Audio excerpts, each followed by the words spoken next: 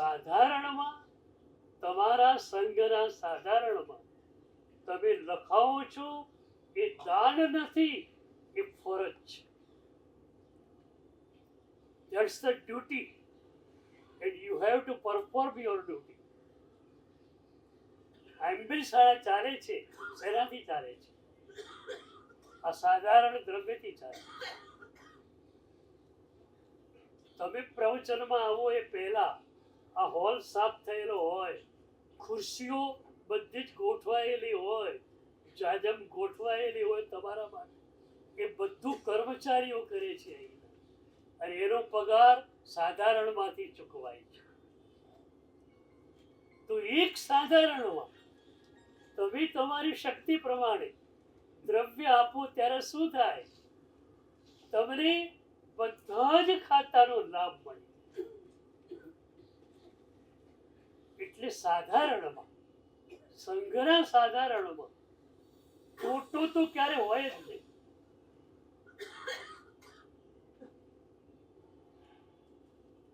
હું તો પહેલા પણ કહી ચૂક્યો છું કે દરેક સંઘમાં મારે 2-4 વ્યક્તિઓ એવા જોઈએ છે જો ટ્રસ્ટીઓને કહી દે કે તમે એમ કરજો, લોકોને લાભ મળે એટલા માટે.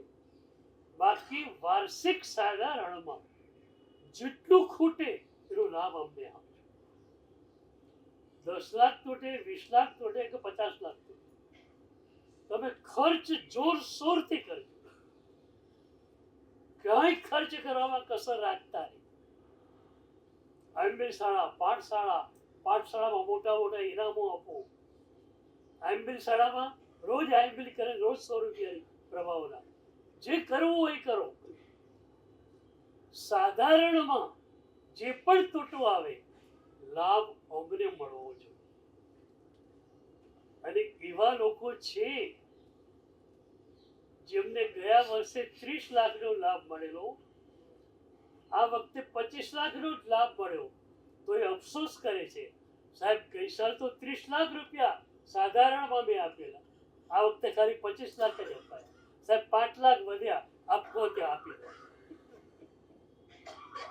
બીજો કોઈ સંઘ હોય સામાન્ય તો ત્યાં આપી દો 5 લાખ. ચડાવો બોલો એ તમારી ઈચ્છાની વાત છે. આ ડ્યુટી છે. ચડાવો લાખનો બોલો, કરોડનો બોલો, એ તમારી ભાવનાથી બોલો, પણ આ તો તમારી ડ્યુટી છે કે સંઘનું સાધારણ એ છલકાઈ જ જવું જોઈએ. જે દિવસે મુકાયું એ દિવસે છલકાઈ જાય. આ કેટલી કંપનીઓનું શેર છલકાઈ જતા હોય છે. ભરણું કેટલું હોય? 1000 કરોડનું, 2000 કરોડનું, 5000 કરોડનું. 5000 કરોડનું મૂક્યું, ભરાઈ ગયું. ત્યાં આપનારા કોણ હોય છે? એક જ વાત જો મનમાં આવી જાય કે પ્રભુની કૃપાથી મળ્યું છે અને પ્રભુની ભક્તિમાં મારે વાપરવું છે, તો સાધારણનું ભંડોળ ક્યારે ઓછું ન. પ્રભુની ભક્તિ તમે કરો છો, પણ કદાચ દૂર રહેતા હો, નજીકમાં બીજું દેરાસર હોય, ત્યાં પૂજા કરતા હોય, પણ મુનિશુવ્રત દાદાની ભક્તિનો લાભ તમને શી રીતે મળે? એ સાધારણ દ્રવ્યમાંથી મળે. જે પણ કેસર વગેરે વપરાય, જે પણ ઘાટો પડે, એ બધું સાધારણ દ્રવ્યમાંથી લેવાનું. એટલે પ્રભુની ભક્તિનો લાભ પણ તમને સાધારણ દ્રવ્યમાંથી મળે. કોઈ પણ મહાત્મા પધારે, એમની જોડે મુમુક્ષુઓ હોય, એમની ભક્તિનો લાભ પણ તમને સાધારણમાંથી મળે. મહાત્માઓ પધારે અને સંઘ આગતા સ્વાગતા કરે, એનો પણ લાભ તમને સાધારણ દ્રવ્યમાંથી મળે. એટલે સાધારણનું ભંડોળ તો છલકાયેલું છે.